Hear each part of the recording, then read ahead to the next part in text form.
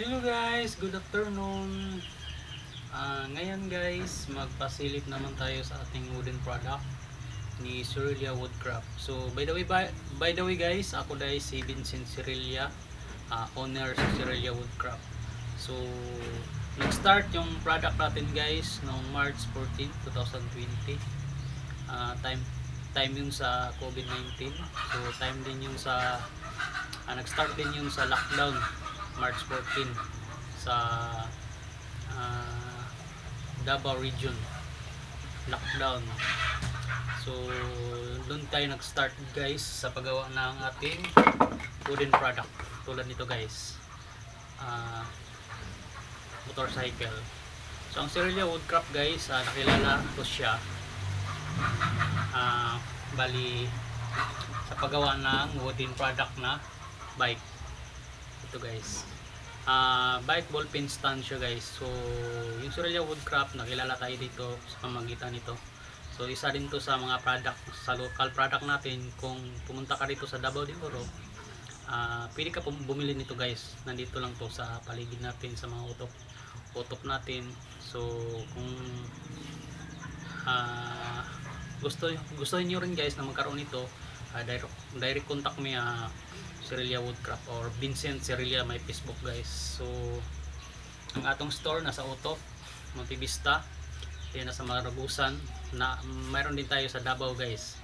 So dalawang store nang nasa Davao natin. So ito yung mga product natin guys. So hindi lang ito mga product natin, yung marami pa tayong mga wooden product na tulad ng mga lampshade, clock, mga tissue holder, card holder, cellphone holder, saka mga ano pa guys, key holder. Paunti-unti tayo na parami yung product natin guys. So direct contact me para mabigyan ko kayo guys, or magpa-customize kayo. Pwede rin kayo mag-direct sa akin, bigay lang sa akin yung mga design nyo. So ito yung isa sa mga produkto sa Davao de Oro guys, kung Davao de Oro ka. So kasi pag pumunta tayo ng mga bayan guys, may mga signature sila na mga product.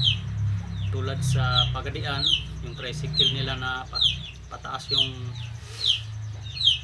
ano guys, harap yung sa tricycle na sa Pagadian.